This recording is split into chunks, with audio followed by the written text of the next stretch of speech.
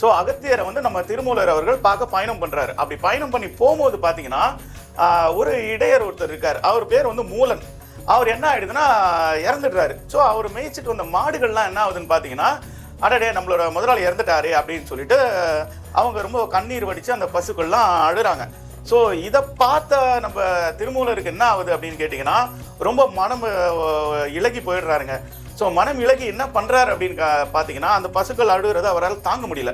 So next என்ன பண்ணுறாரு, அந்த இறந்து போன இடையர் இருக்கார் இல்லையா, அந்த இடையனோட உடம்ப எடுத்துகிட்டு வந்து வச்சு இவர் என்ன பண்ணுறாரு, ஒரு இடத்துல போய் உக்காந்து மறைந்திருந்து ஒரு இடத்துல உட்காந்து கூடு விட்டு கூடு பாஞ்சிடுறாரு.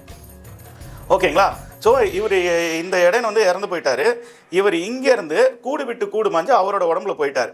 போய் எழுந்தவொடனே அந்த பசுக்கள்லாம் பார்த்தீங்கன்னா ரொம்ப ஆனந்தமாயிடுது. அதுக்கப்புறம் இவர் என்ன பண்ணுறாரு, இவரோட உடலை ஒரு மரத்தின் ஓரமாக ஒளிச்சு வச்சிடறாரு. யாருக்கும் தெரியாத மாதிரி ஒளிச்சு வச்சிடறாரு.